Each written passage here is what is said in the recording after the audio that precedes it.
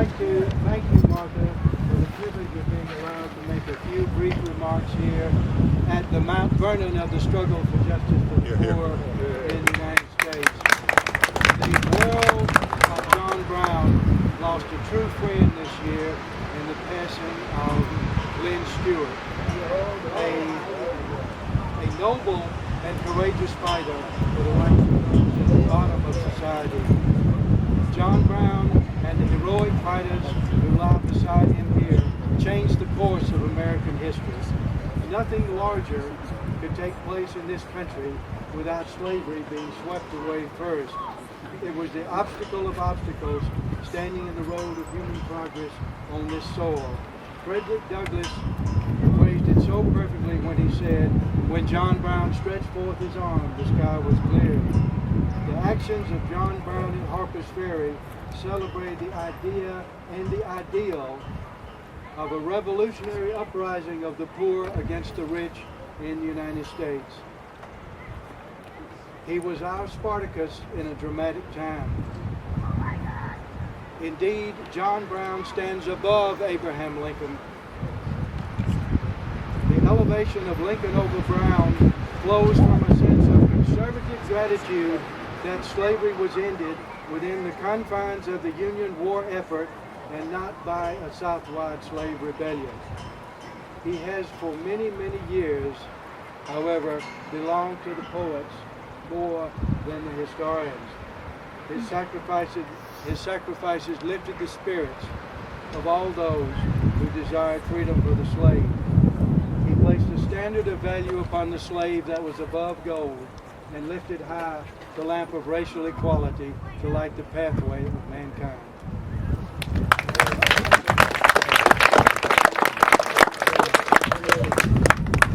Hello, everyone. So my name is J.W. Wiley. I'm a board member, and Martha always asks me to discuss John Brown for a moment to help us transition out. I just want to reiterate a point that I've made to a lot of people before. Coming from South Central Los Angeles to Plattsburgh, I never heard of John Brown. And I met John Brown through Robin Cardell, introducing me to Martha Swan. And John Brown's one of my heroes. I have the good fortune of being the Chief Diversity Officer at SUNY Plattsburgh. I do diversity work. And one of the things I've discovered in my 16 years of living in the North Country, that's a trip. But one of the things that I've discovered is that you can't do diversity work without allies. You gotta have allies.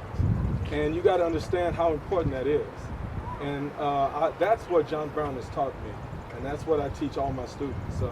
Step into leadership moments because we all need allies. Yes. So I want to close out those words with this little excerpt I have from my book about John Brown. I often remind my students, if not myself, that abolitionist John Brown risked his life and eventually died in his efforts to assist once so-called Negroes, often called niggers, in achieving freedom. The words he used to rationalize his actions still ring powerfully today. That's from Du Bois. A quote from Brown. "Had I so interfered in behalf of the rich, the powerful, the intelligent, the so-called great, or in behalf of any of their friends, and suffered and sacrificed what I have in this interference, every man in this court would have deemed it an act worthy of reward rather than punishment." John Brown, November the 2nd, 1859, during his sentencing. Another quote from Brown. "If it is deemed necessary that I should forfeit my life for the furtherance of the ends of justice, and mingle my blood further with the blood of my children, and with the blood of millions in this slave country whose rights are disregarded by wicked, cruel, and unjust enactments, I submit. So let it be done." John Brown, November the 2nd, 1859, during his sentencing, where after he would be hanged. So I close with this. Those of us who consider ourselves committed to diversity and social justice and are appreciative of the depths of Brown's actions must contend with the conundrum of asking ourselves to what extent are we prepared to step into our leadership moments. As a black man, I recognize that John Brown, a white man, exemplified the epitome of an ally when he died for me to be free. As someone who is committed to changing the game, I can't avoid the self-imposed question: to what extent is my commitment to the freedom of others, to the rights of every person to romance, love, and or marry whom they want? Have you asked yourself, what is your commitment to others' freedom? Do you ignore other struggles or fight with the same fervor you would want others to put forth in assisting you in fighting for yours? Are you acting like John Brown?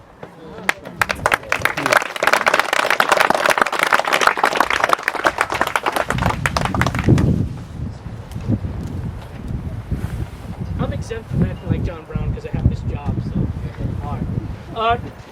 So where John Brown's body lies moldering in the grave, no one is in the rock or underneath it. People think that the monument's open up like vaults and there's bones inside. That's not the case. It's a solid rock a glacier dropped off here 11,000 years ago, so now it's park property. So Brown was brought up here in December. The funeral took place mostly in the front room. Then they were brought out just for a simple saying of prayers. The Reverend Joshua Young, who was from Burlington, Vermont, came here just to pay his respects. There were no other clergy, so he actually performed the funeral rites. Was kicked out of his church for doing so, by the way. In any case, the headstone is actually his grandfather's. His grandfather was a soldier in George Washington's army. Like many soldiers of the Revolution, he died of disease rather than bullet wounds. Somewhere in Midtown Manhattan, where he is buried to this day, though his widow put up this headstone in his memory in Connecticut. When she passed away some 35 years later, this stone was taken out and one was put in for both husband and wife. So the top carving, that's very difficult to read now, is for Captain John Brown, who was part of the Connecticut infantry in the Continental Army. Brown saw the stone in 1857 when he was coming through on a speaking tour to get money for his Virginia project. And so he found the stone, asked permission of his cousins to have it brought up here, and have an inscription made, which faces the house, the top part, for Frederick Brown. Frederick had been shot and killed that previous summer at the Battle of Osawatomie in Kansas by the Reverend Martin White. He was buried out in Kansas, and the family wanted something to remember him by. That carving was probably done as the stone came through Westport, stood against the side of the house until Brown remembered it the night before his execution. He asked to be buried here by the big rock or to have his ashes spread here if the body couldn't be removed to New York. He also asked to be buried in a New York casket, to be taken out of any casket the state of Virginia put him in and put in a proper New York casket, a Free State casket. True story. In any case, he was buried at this plot on the 8th of December, and then during the winter, the carving was done. Back up just a second. He asked just an inscription for himself, his son Oliver, who was killed in the raid, and on the reverse side for Watson, who was wounded in the raid, died about a day afterwards. So the headstone lay against the side of the house until that winter, when Mary Brown arranged for a stone carver to come out and carve the names in the kitchen of the house there, that February of 1860. Sometime between 1860 and February of 1860 and the 4th of July celebration, the headstone was actually put in this part of the burial plot. Later, the John Brown Memorial Association, the people that actually commissioned the statue there, African Americans, mostly from Philadelphia, had the stone remounted and had that glass enclosure placed around it. So for many years it was just, don't worry, I won't go on too long. For many years it was just John Brown here, and then Watson Brown's remains were discovered in Indiana. How did he get to Indiana when he died in Harpersbury? Upon his death, he was taken to Winchester Medical College and embalmed and used as an anatomical specimen. He didn't sign the back of his driver's license or anything. This is what you did with the bodies of criminals back then. You used them for medical study. Cadavers were in short supply. In any case, the 27th Indiana actually occupied the area. The regimental surgeon found the remains, brought them back to Indiana. Does anybody know the 27th Indiana and their history with the Battle of Antietam? No one? Okay, they actually found Lee's orders to his troops. This was the Confederacy's first invasion of the North. They found Lee's orders to his troops wrapped around a bunch of cigars. The whole game plan. Unfortunately, they gave it to the commanding general of the Union Army, who did nothing for 18 expletive-deleted hours. In any case, the regimental surgeon brought it back to Indiana. He then notified the family in 1882 that he had Watson's remains and they were brought back here. This last plot is actually Oliver Brown and 9 of the raiders. So Oliver and 7 of the men of John Brown's army, you can see them listed here in this monument, they were gathered up in the streets that day, the men who had been killed during the battle, and just buried outside of town in an unmarked grave. In 1899, a group of Brown historians came out to Harpersbury. They located the grave, they disinterred the remains, just bones at this point, and brought them up here to Harpersbury, brought them up here where they felt was more hallowed ground. They didn't ask anybody's permission, they just did it. Two other raiders, Hassett and Stevens, were hung after the raid, and on the estate of an abolitionist in Perth Amboy, New Jersey, at the behest of their families, were exhumed and buried here. They all put in a black and silver casket. The town of North Elba paid for. The Reverend Joshua Young, who was kicked out of his church for presiding over Brown's funeral in 1859, actually comes back as a much older man and presides over the reinterment services of the men in this last grave. And if you have any questions afterward, feel free to ask. Thank you.